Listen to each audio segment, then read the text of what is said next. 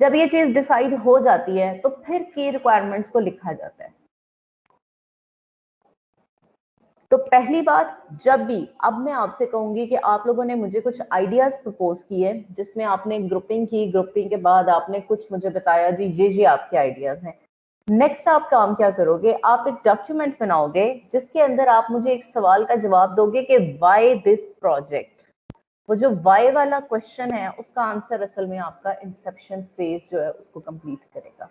ठीक है, हाँ, अगर जब आप ये काम कर लेते हो and you are satisfied with your answer तो फिर आपकी रिक्वायरमेंट्स यानी मेन कुछ रिक्वायरमेंट्स की बात करते हो, डिटेल में हम नहीं जाते। अच्छा जी, वो कहता है अ मोटो फॉर रिक्वायरमेंट्स। ऊपर उसने जो है वो फ्रेंच लिखी हुई है बेसिकली, जिसको हम इंग्लिश में अगर ट्रांसलेट करें, the best is the enemy of the good. किसी को समझ आई है तो बेटा कोई ट्रांसलेट करके बताए जरा मुझे। कोई ऐसा है इंटेलिजेंट बच्चा आपकी क्लास में? इसका ये जो नीचे आपको एक प्रोवर्ब बेसिकली नजर आ रहा है, the best is the enemy of the good, इसका क्या मतलब है?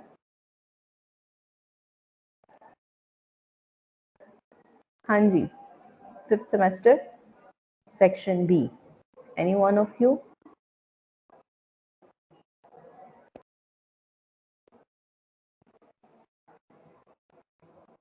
किसी को नहीं समझ आ रहा? जी बेटा, ज्यादा से ज्यादा गलत ही हो जाएगा ना, कोई मसला नहीं है, बताइए।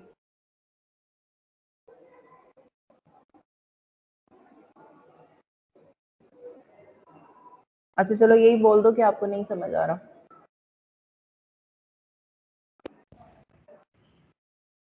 नहीं आ रहा मैम। नहीं है। अच्छा, असल में वो सुबह सुबह मेरा ख्याल है घरों में रह के वैसे ही नींद आई होती है ना, तो इतनी जल्दी थोड़ा ये चीजें समझ आती हैं। बहरहाल जी, इतनी कोई मुश्किल बात नहीं थी इसमें। The best is the enemy of the good.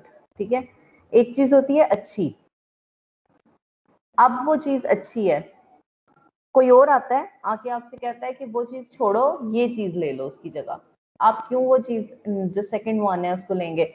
हम इसको थोड़ा सा जरा रियल कर देते हैं। फॉर एग्जाम्पल, आपके पास एक गाड़ी है जिसको आप ओन करते हो, ठीक है, आप उसको बड़ा अच्छा सा चलाते हो, आपकी उसके साथ एक एफिलिएशन है।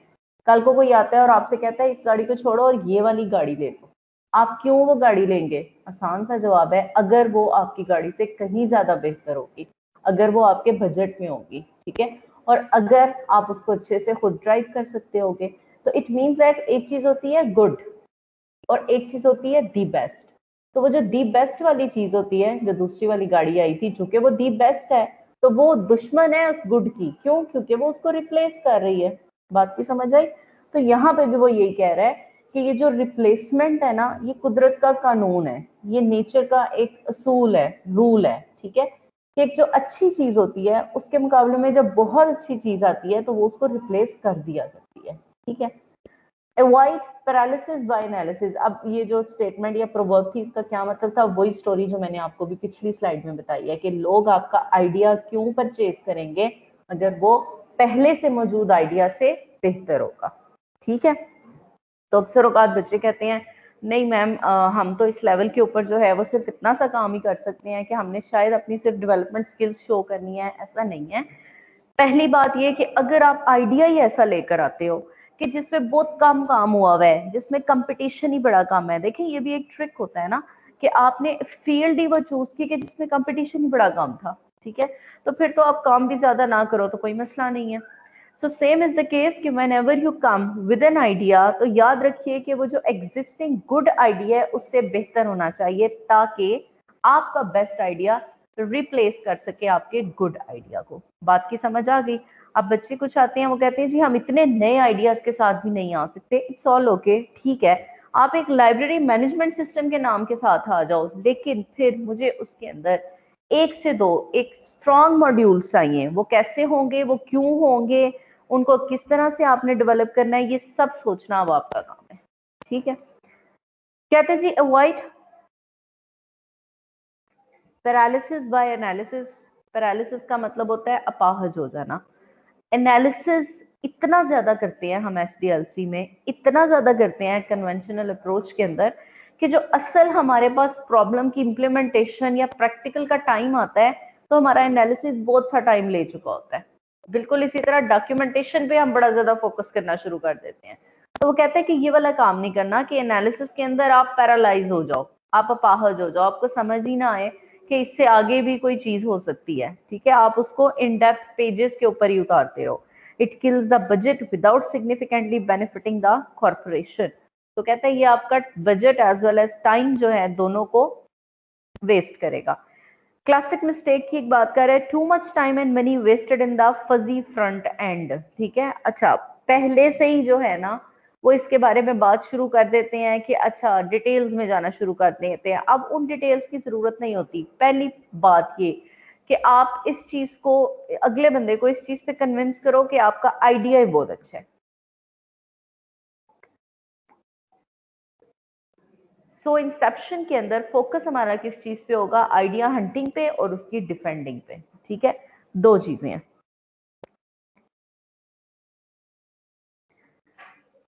सवाल जिनके जवाब आपको देने हैं इंसेप्शन के फेज के अंदर, इनको जरा ध्यान से सुनिएगा। इन सवालों का मतलब क्या है उनको भी सुन लीजिएगा, क्योंकि बेटा आपकी जो नेक्स्ट असाइनमेंट है वो यही है। ठीक है, आपने ये सवाल ऊपर लिखने हैं, नीचे इनके जवाब मुझे देने हैं।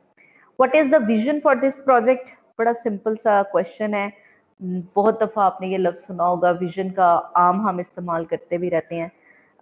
कोई बच्चा आप में से बताएगा मुझे कि विजन किस चीज को कहा जाता है? चाहे उर्दू ट्रांसलेशन में बता दो, कोई मसला नहीं है। विजन किसको कहा जाता है? जी बच्चों,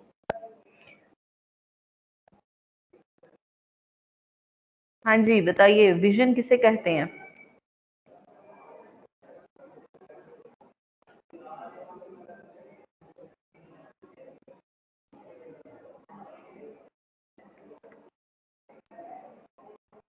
निकम्मे लोगों, ये तो इतना मुश्किल सवाल नहीं है, इसका तो जवाब बताना चाहिए आपको।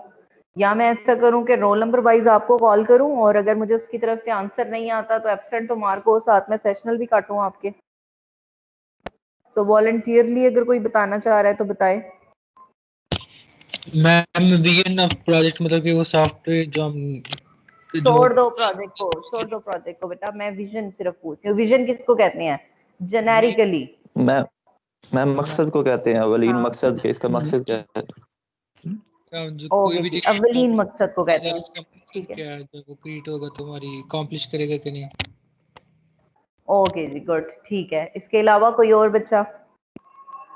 बेटा मैंने पर्पस का वर्ड क्यों नहीं यूज किया यहाँ पे, फिर विजन का वर्ड क्यों यूज किया? What is the difference between purpose and vision?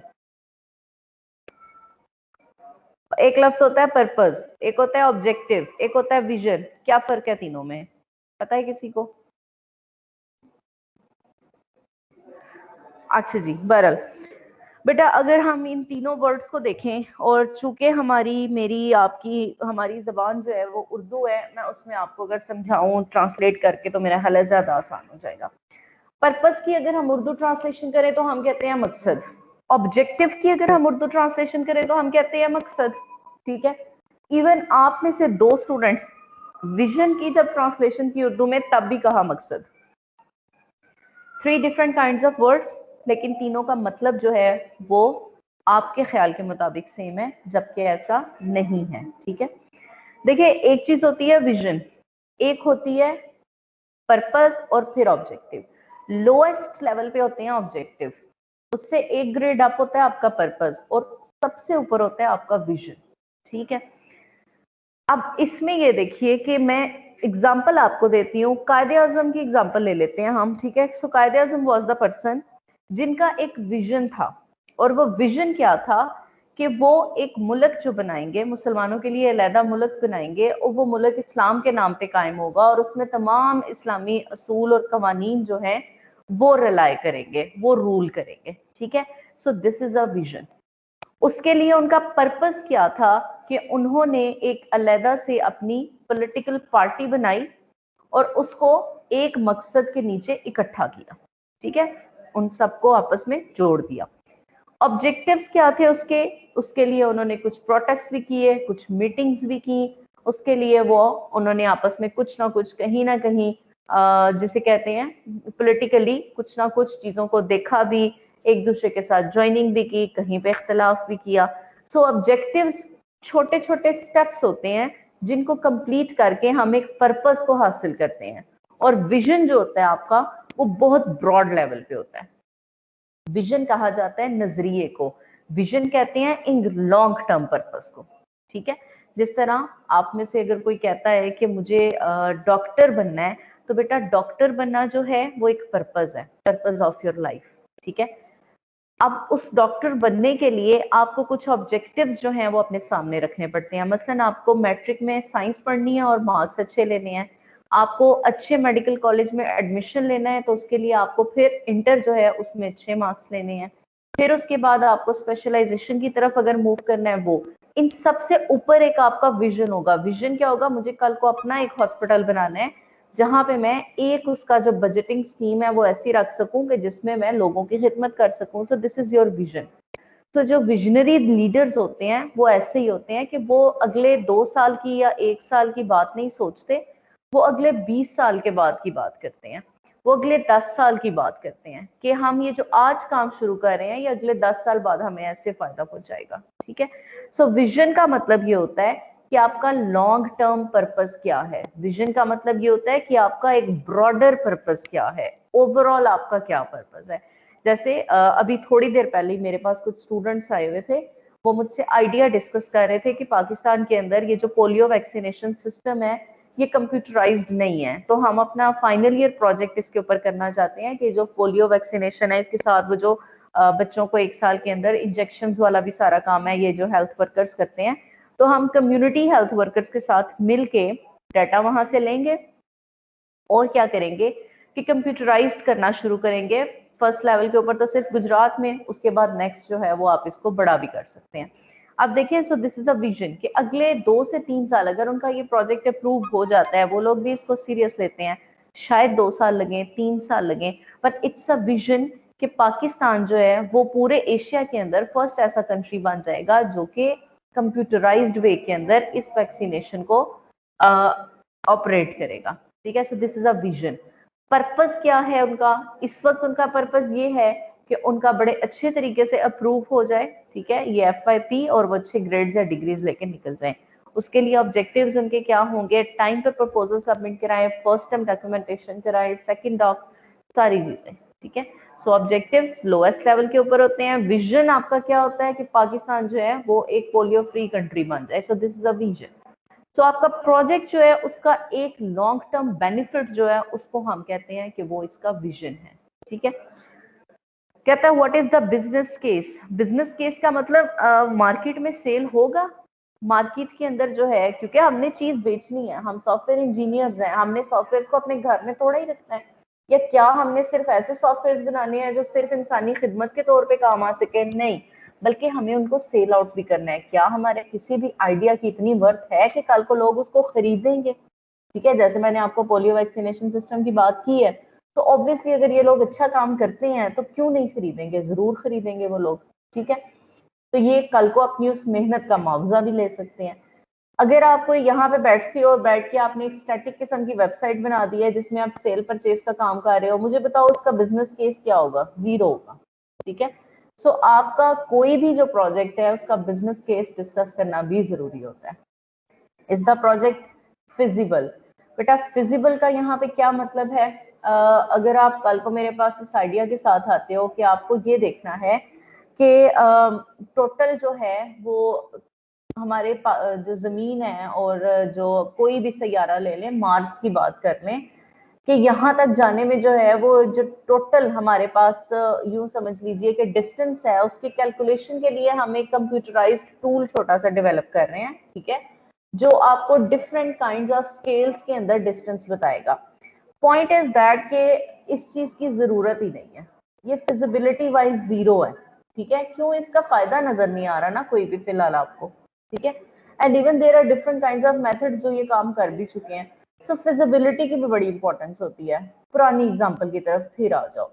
Students आते हैं, मैम हमने एक वेबसाइट बनाई है, ठीक है, और ऐप चले बना दिए हमने, आजकल ऐप डेवलपमेंट का काम ज्यादा कर रहे हैं बच्चे, हमने एक ऐप बनाई है, वो यही काम कर रही है जी, सेल परचेज का। तो मैं उनसे कहती हूँ कि बेटा लोग जो है वो बाकी साइट्स को छोड़ के आपकी साइट की तरफ क्यों आएंगे? फिजिबिलिटी क्या है इसकी? कौन देखेगा इसको? कौन खरीदेगा? कौन यूज करेगा? सो बेसिकली फिजिबिलिटी का मतलब क्या होता है कि आपका वो प्रोजेक्ट कहाँ एग्जिस्ट कर रहा है, क्या इंपॉर्टेंस है उसकी कम्युनिटी के अंदर, शुड वी बाय और बिल्ड, ये इंसेप्शन के अंदर लेटर ऑन डिसाइड हो जाता है कि कुछ ऐसे मॉड्यूल्स होते हैं जो बार बार नहीं आप बनाते, आप खुद भी कल को अल्लाह खैर करे जाओगे सॉफ्टवेयर इंडस्ट्रीज के साथ काम करना शुरू करोगे या खुद अपना काम शुरू करोगे तो आपको इस बात का पता चलेगा कि जाहिर है किसी भी सॉफ्टवेयर हाउस के अंदर जो है वो बहुत से काम हो रहे होते हैं एट द सेम टाइम, तो कुछ ऐसे मॉड्यूल्स होते हैं, कुछ ऐसे बैकग्राउंड्स होते हैं जो एज इट इज रहते हैं, वो वंस बिल्ड किए जाते हैं, उसके बाद जो है वो बार बार उनकी रीबिल्ड नहीं की जाती, या दूसरे लफ्जों में उनकी रीप्रोग्रामिंग नहीं की जाती, ठीक है। तो बिल्कुल इसी तरह से कुछ ऐसे मॉड्यूल्स होते हैं जो बजाय इसके कि हम उनके ऊपर ह्यूमन एफर्ट लगाएं, हम बहुत ज्यादा काम करें, हम क्या करते हैं, हम उनको कहीं ना कहीं से बाय कर लेते हैं। तो इंसेप्शन के फेज के अंदर आप इस एक चीज जो है इसको भी लिख सकते हो, लेकिन अगर मैं आपके लेवल की बात करूं, जब आप मुझे ये असाइनमेंट सबमिट कराओगे तो ऑब्वियसली आप सब लोग यही लिखोगे कि आप इसको खुद बिल्ड करोगे, आप फिलहाल कुछ बाय नहीं कर रहे, ठीक है।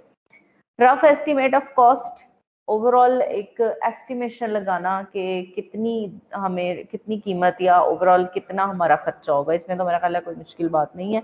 And at the end of inception go or go not, ठीक है। अब ये कौन डिसाइड करेगा कि आगे जो है वो हमने इस पे काम करना है या नहीं करना, ये आपका कस्टमर डिसाइड करेगा। आपका कस्टमर आपके पास आया, उसने आपको बताया कि मुझे एक सिस्टम चाहिए, ठीक है, और उसकी डिमांड थी, आपने ऐसा सिस्टम बनाना है, आपने इंसेप्शन में विजन उसका लिख दिया, बिजनेस केस की बात कर दी, प्रोजेक्ट की फिजिबिलिटी भी क्लियर हो गई, फिर उसके बाद आपने मॉड्यूल्स के बारे में भी डिसाइड कर लिया। एस्टिमेशन की बात आई, जब कॉस्ट एस्टिमेशन की तो आपने फॉर एग्जांपल आपने कहा जी 10 लाख है, ठीक है, कस्टमर को बुलाया, उसने कहा जी किसी सूरत नहीं, मैं तो ये अफोर्ड ही नहीं कर सकता, मैं तो आपको इतने पैसे दे ही नहीं सकता, मेरा तो टोटल बजट 2 लाख का था, ठीक है, तो आप मुझे 10 लाख की बात कर रहे हैं, तो इसको नो कर दें। तो इवन इंसेप्शन फेज के अंदर हम जरूर एक रफ एस्टिमेशन लगाते हैं, और ये रफ एस्टिमेशन ऐसे ही नहीं लगाते, इसके बाकायदा मेजर्स होते हैं, मेजरमेंट्स होती हैं कि किस तरह से जो है वो हम एक एस्टिमेट लगा सकते हैं कॉस्ट का, ठीक है, वो आगे इसको देखते भी हैं हम, ठीक। इंसेप्शन को कहते हैं जी, अगर एक फेज के अंदर जो है वो हम बताएं, determine the product scope, vision and the business case, और ये तीनों चीजें क्या हैं वो मैं आपको बता चुकी हूँ। अच्छा देखिए, यहाँ पे इसने एक इंपॉर्टेंट बात भी लिखी हुई है, कहते हैं इंसेप्शन के अंदर जो आपने कंटेंट्स अभी पढ़े हैं, ये जो पीछे आपके क्वेश्चंस थे, कहता है not all contents are needed for every project, ये कोई हार्ड एंड फास्ट रूल्स नहीं है, आप अपने मुताबिक जो है वो इनको चेंज कर सकते हैं। जैसे अगर आप जो अभी आप लोगों ने मुझे प्रपोजल्स अपने सबमिट करवाए हैं, अगर आप उसकी इंसेप्शन फेज के ऊपर काम करते हो तो उसके अंदर आप बेशक इस एक क्वेश्चन को जिसमें हमने लिखा था कि बिल्ड और बाय मॉड्यूल्स के बारे में, वो अगर आप लिखना चाहते हो लिखो, नहीं लिखना चाहते आप एक्सक्लूड भी कर सकते हैं, क्योंकि ऐसा जिसकी जरूरत नहीं है अभी, ठीक है।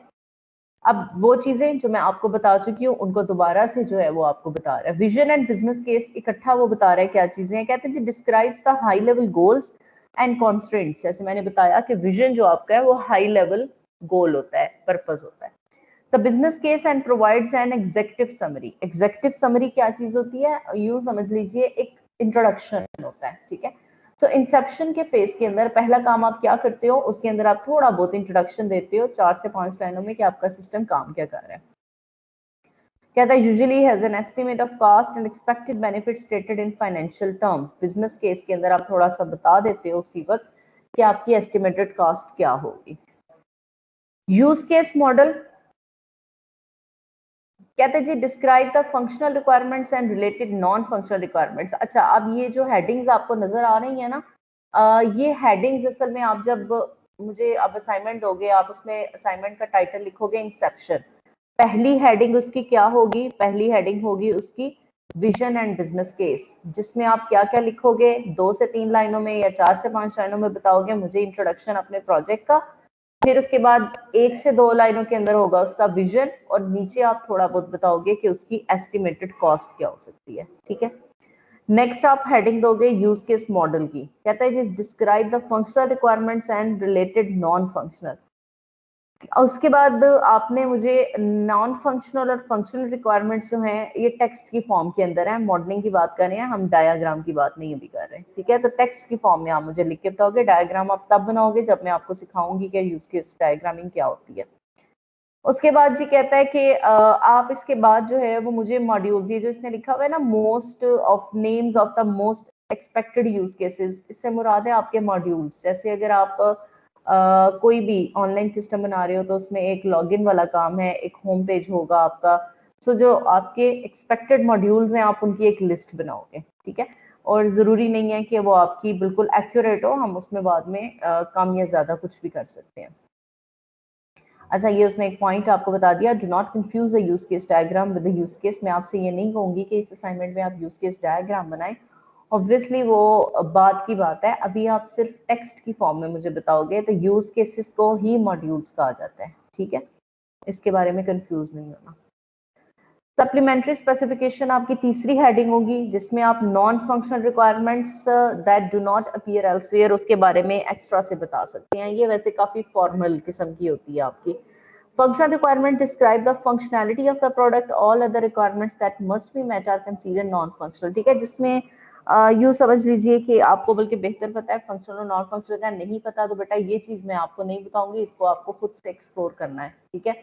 क्योंकि ये बहुत यूं समझ लें कि आपकी शुरू के लेवल की चीज है। ग्लॉसरी भी आप उसके अंदर फोर्थ हेडिंग के तौर पर दे सकते हैं, describe the key terms in the business domain. Glossary के अंदर क्या होता है, देखिए कुछ ऐसी की टर्म्स होती हैं, कुछ ऐसे कीवर्ड्स होते हैं, आपको और मुझे तो उनका पता होता है, लेकिन जिस आम जो लोग हैं या जो हमारे कस्टमर है उसको नहीं पता होता। तो आप अपने पूरे डॉक्यूमेंट में एक वर्ड यूज करते रहते हो FYP का, FYP आपको पता है, मुझे पता है, आपके कस्टमर को नहीं पता, तो आप ग्लॉसरी के अंदर एक बता देते हो कि FYP का मतलब होगा फाइनल ईयर प्रोजेक्ट, ठीक है। तो या खुद से आप कोई ना कोई एब्रीवेशन रख सकते हो, अपने मॉड्यूल्स के एब्रीवेशन रख सकते हो, ठीक है, और उनको एक दफा ग्लॉसरी में बता दें कि अगर किसी को नहीं समझ आती तो वो उस ग्लॉसरी को विजिट कर सकता है, ठीक है। फिफ्थ पे इंसेप्शन फेज के अंदर आप एक छोटा सा रिस्क प्लान देते हो, कहते हैं it contains a list of known and expected risk. क्या क्या रिस्क हो सकते हैं? It will include business, technical, resource and schedule risk identified by probability and severity. For example आप इंसेप्शन फेज के अंदर जब रिस्क इंक्लूड करने लगो तो इवन आप उसके अंदर कोविड-19 को भी एज रिस्क ले सकते हो कि इस वजह से जो है वो अगर थोड़ा बहुत हमारा स्केड्यूल में फर्क आ जाता है तो वो पहले से एस्टिमेटेड होना चाहिए आपके पास। कहते जी all significant risk should have a response or improvement plan. तो बेटा आपने जो भी रिस्क देने हैं, आपके उस प्रोजेक्ट में 2 से 3 रिस्क हैं, आपने मुझे उनका इम्प्रूवमेंट प्लान भी टेबुलर फॉर्म के अंदर एक टेबल बनाओ, उसमें लिखोगे आप रिस्क नंबर 1 कौन सा हो सकता है आपका, अकॉर्डिंग टू यू ये रिस्क आपको ज्यादा बेहतर पता होगा कि आपके प्रोजेक्ट के लिए क्या खतरा है, और उसका बैकअप प्लान क्या होगा फिर, ठीक है। बैकअप का वर्ड मेरा ख्याल आपके लिए ज्यादा इजी हो जाएगा। 6th पे है जी आपके पास प्रोटोटाइप्स और प्रूफ ऑफ कॉन्सेप्ट। कहते हैं these may be develop to clarify the vision और to validate technical ideas. Prototyping का कॉन्सेप्ट जो है वो ये होता है हमारे ज़हन में कि हमने जो है वो एक फुल फ्लेज वीडियो की फॉर्म के अंदर जो है वो एक कोई चीज हमारा डेवलपमेंट जैसे होगी प्रोजेक्ट की, नहीं बेटा। प्रोटोटाइप आप जब मुझे दोगे डॉक्यूमेंट की फॉर्म में, तो अगर आप किसी ऐप पे काम कर रहे हो या आप किसी ना किसी वेबसाइट वेब बेस्ड सिस्टम पे काम कर रहे हो, तो मुझे सिर्फ एक दफा डिजाइन करके दिखा देना कि उसका फ्रंट पेज कैसा होगा, बस, ठीक है, और कुछ नहीं। वो आपकी एक प्रोटोटाइप होगी, उसके फ्रंट पेज के ऊपर जाहिर है कुछ बटन्स लगे होंगे आपके, तो मुझे समझ आ जाएगी अच्छा आपका सिस्टम ऐसे काम करेगा, that's it. Inception phase prototypes are throw-away prototypes, not evolutionary prototype that may be evolved into a product. They are often done with a prototyping tool. वैसे तो ऑनलाइन टूल्स भी अवेलेबल हैं, लेकिन जहां तक डिजाइनिंग की, मैं फर्स्ट फेज डिजाइनिंग की बात कर रही हूँ, तो ये कोई इतना इंपॉर्टेंट या इतना मुश्किल काम नहीं है कि उसके लिए आप अलग से कोई टूल इंस्टॉल करो। जस्ट यूं समझ लें कि आपने मुझे फ्रंट पेज दिखाना होगा अपने प्रोजेक्ट का, कि जब आपका प्रोजेक्ट तैयार हो जाएगा तो इस तरह का उसका कुछ फ्रंट पेज होगा, और वो भी कोई हार्ड एंड फास्ट नहीं है, उसमें आप कुछ ना कुछ चेंजेस कर ही सकते हैं, ठीक है। 7th पेज ही आपके पास सॉफ्टवेयर डेवलपमेंट प्लान। ये देखिए ये सारा काम हम इंसेप्शन में ही कर रहे हैं। A low precision guess for the duration and effort of the elaboration, include tools, people, training and other resources required. इसके अंदर आप क्या करेंगे, एक तो आप अपने टीम मेंबर्स के बारे में मुझे थोड़ा सा बताएंगे, और फिर जो आपके डेवलपमेंट प्लान है कि आप पहले क्या काम करेंगे, उसके बाद क्या काम करेंगे, ये आप मुझे एस्टिमेशन के साथ बताएंगे for the project. Note that the UP is always customized for each project. ये बात जो है ये आपने हर फेज के अंदर याद रखनी है, ठीक है। डेवलपमेंट केस के अंदर बेसिकली आप मुझे उन टूल्स एंड टेक्नोलॉजीज के बारे में बताओगे, उन प्लेटफॉर्म्स के बारे में बताओगे, उन लैंग्वेजेस के बारे में बताओगे जिनके थ्रू आप काम करोगे, ठीक। अच्छा, इंसेप्शन के बारे में कुछ गलत फहमियां। Inception should last a few weeks at most. पहली बात तो यह है कि इंसेप्शन वाला काम जो, अगर मैं आपके प्रोजेक्ट्स की बात करूं, जो बड़े छोटे छोटे से प्रोजेक्ट्स मुझे नजर आए हैं प्रपोजल्स के अंदर, तो मैक्सिमम जो है आपको असाइनमेंट के लिए मैं 1 हफ्ते का टाइम दूंगी, और ये 1 हफ्ता बहुत ज्यादा है। 1 हफ्ते में आप इंसेप्शन का डॉक्यूमेंट कंप्लीट कर लेंगे, ठीक है। अगर आपका प्रोजेक्ट बड़ा है तब भी आप 2 से 3 हफ्ते इस पे लगाते हो, इससे ज्यादा नहीं। तो इंसेप्शन का फेज सबसे ज्यादा 3 वीक्स का टाइम लेता है, इससे ज्यादा नहीं, चाहे जितना भी बड़ा प्रोजेक्ट हो। Requirements defined, only key requirements should be described during inception, save the rest for later phases and later iterations। बहुत ज्यादा emphasis नहीं करना requirements के ऊपर, अब थोड़ा बहुत आप बता सकते हो, इससे ज्यादा डिटेल्स में जाने की जरूरत नहीं है। अच्छा, accuracy, there is a funnel of cost estimates, the earlier the estimate the less accurate it is। ये देखें, ये एक फैक्ट है कि आप जितनी जल्दी किसी चीज की एस्टिमेशन लगाते हो, इसका मतलब ये होता है कि टाइम के साथ साथ जो है वो बड़े लकी लोग होते हैं कि जिनकी एस्टिमेशन जो है वो बिल्कुल करेक्ट रहती है, आमतौर पे वो ऊंच नीच होती रहती है। तो कहते हो कि उसके बारे में भी कोई इतनी ज्यादा परेशान होने की जरूरत नहीं है। Do not design the architecture. Architecture should be done iteratively during elaboration. Defer decisions as late as possible. The more you know, the less chance that you will make a bad decision. वो कहते हैं architectural design की तरफ मत जाएं, कोई diagrams की बातें अभी मत करें, बेशक मत बताइए कि आपका ओवरऑल जो है वो सिस्टम काम कैसे कैसे करेगा, अभी इतनी डिटेल्स में जाने की जरूरत नहीं है, क्योंकि अभी इसमें बहुत सी चेंजेस आएंगी। हम सिर्फ एक लिटिल बिट इंट्रोडक्शन दे रहे हैं, और ज्यादा जोर हमारा किस चीज पे होगा, हमारा जोर होगा उसके विजन के ऊपर और उसके स्कोप को डिफेंड करने के ऊपर। पास टू डिजास्टर की बात कर रहे हैं, कहते हैं the waterfall method is to risky. Waterfall आप लोगों ने पढ़ा है तो उसको दोबारा से नहीं बताऊंगी मैं। कहते हैं define requirements, design architecture, implement product. इसकी बजाय वो कहता है कि जो आपका मेथड था जिसमें आप क्या करते थे वाटरफॉल में, वही पहले वाली बात कि एक हम पहले रिक्वायरमेंट स्पेस कंप्लीट करते थे, वो लॉक हो जाती थी, डिजाइनिंग करते थे लॉक हो जाती थी, फिर हम आते थे कोडिंग की तरफ, कोडिंग कर ली लॉक हो गई। वो कहता है कि ये एक डिजास्टर है, इसकी बजाय आप फॉलो करें आइटरेटिव मॉडल्स को, यानी कि आपके आरयूपी को। ओके जी, कहते हैं the most essential Inception document is the business vision, जो मैंने आपको बताया जिस चीज की असल में जरूरत होती है। The main purpose is to decide whether or not to proceed with the project. Note that there are usually further quality gates that also must revisit the go or no go decision. Just because you wasted $1 million is no reason to waste $10 million. अच्छा, ये उसने बड़े पते की वैसे बात की है, बड़े काम की बात की है। वो कहता है देखें, ये चीज अपने जहन के अंदर रखें, आपका इंसेप्शन असल में आपका प्रपोजल डिफेंस होता है। तो इसे एक फिक्रे के अंदर कंक्लूड करते हैं इन सारी चीजों को। बेसिकली इंसेप्शन आपका एक डिफेंडिंग डॉक्यूमेंट होता है कि जिस पे खड़े होकर आप एतमाद के साथ ये कह सकते हो कि हम ये काम क्यों कर रहे हैं। सो आप कहीं भी जब भी अपना कोई भी प्रोजेक्ट लेकर जाओगे, प्रपोजल लेके जाओगे, तो सबसे ज्यादा क्वेश्चनिंग जो है वो आपसे यही होगी कि व्हाई दिस प्रोजेक्ट। तो उसको अप्रूव करवाने का तरीका क्या है कि आप इंसेप्शन के जितने क्वेश्चंस हैं, जितने उसके स्टेप्स हैं, उनसे गो थ्रू हो जाओ, ठीक है। ये इसने बात कर दी। वो कहता है कि देखें, जब आप आइडिया ऑफ फिजिबिलिटी पे काम कर रहे होते हैं तो आपकी कॉस्ट फॉर एग्जांपल $1 मिलियन लग रही है, उस पर एग्जांपल दे रहे हैं आपको। कहते हैं उसी में आप डिसाइड कर लो आपने काम करना नहीं है, बजाय इसके कि आप एट द एंड जब वो काम हो जाए और आपके $10 मिलियन लग चुके हैं और वो 10 के 10 अब वेस्ट हो गए और बाद में आपको समझ आई है कि ये काम तो इस काबिल ही नहीं था कि इसको किया जाए, ठीक है।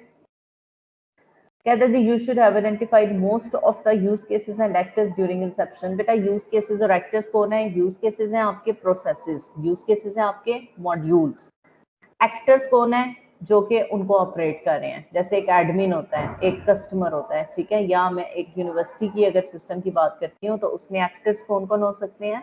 जो आपके ऑब्जेक्ट्स हैं, यानी कि एक स्टूडेंट हो सकता है, एक टीचर हो सकता है, एक एडमिन स्टाफ का कोई बंदा हो सकता है।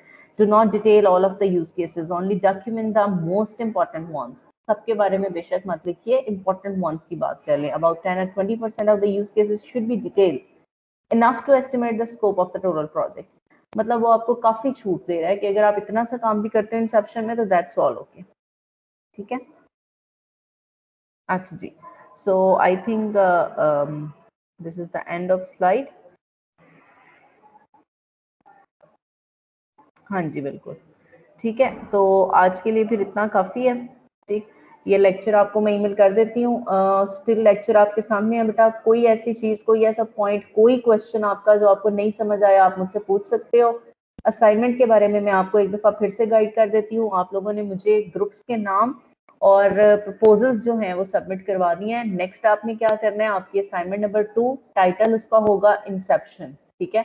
और उसमें आप करेंगे क्या कि वो जो अभी हमने तकरीबन 7 से 8 स्टेप्स के बारे में पढ़ा है उनको आप हेडिंग्स के तौर पे लिखेंगे और फिर उनकी डिटेल्स जो हैं उसको अकॉर्डिंगली लिखते जाएंगे। अगेन अगर आपको फिर भी समझ नहीं आ रही किसी एक पॉइंट की तो बेटा बहुत से इंसेप्शन के डॉक्यूमेंट्स आपको नेट पर मिल जाएंगे, अपने अपने प्रोजेक्ट्स के लोगों ने अपलोड किए हुए हैं। तो वहां पे सैंपल प्रोजेक्ट के इंसेप्शन की किसी भी फेज को लेके आप देख सकते हैं कि अच्छा अगर हमने विजन लिखना है तो उसको हम ऐसे लिखते हैं, ठीक है। स्टिल आपका कोई क्वेश्चन है तो आप मुझसे पूछ सकते हैं, एनी क्वेश्चन। इसकी डेडलाइन और बाकी सारी चीजें जो हैं वो मैं आपको ईमेल के थ्रू बताती हूँ, ठीक है जी बच्चों। कोई सवाल है जस्ट आपकी तरफ हेडिंग से? लिखनी होगी ना, जो आपने पहले क्वेश्चंस डिस्कस किए थे, आई थिंक 6-7, वो तो नहीं लिखने? नहीं बेटा, क्वेश्चंस नहीं, वो जो बाद वाली हेडिंग, क्वेश्चन तो वो वैसे आपको बता रहा था ना कि उन हेडिंग्स के थ्रू आपको इन सवालों का जवाब मिल जाता है, ठीक है। क्वेश्चंस नहीं, आपने बेसिकली वो जो हेडिंग्स हैं वो देते जाना है और उनके नीचे टेक्स्ट लिखते जाना है अपने प्रोजेक्ट के अकॉर्डिंग। ओके जी बेटा, और किसी का कोई सवाल है तो आप पूछ सकते हैं। क्लियर हो गई सारी चीजें? Yes ma'am. काम करेंगे अब इस पे।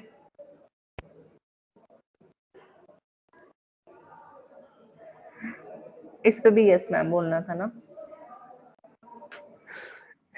करना पड़ेगा मैम। इंशाल्लाह मैम। एग्जैक्टली जी, बिल्कुल इंशाल्लाह करना ही पड़ेगा। ठीक है बेटा जी, best of luck for your assignment. Still कोई बात समझ नहीं आती आपको तो मेरा ख्याल है व्हाट्सएप का नंबर तो वैसे ही मेरा बड़ा वायरल हो चुका है, तो उसके थ्रू आप मुझसे पूछ भी सकते हैं, ठीक है। तो नेक्स्ट क्लास तक के लिए अल्लाह हाफिज। रिकॉर्डिंग प्लस असाइनमेंट प्लस आज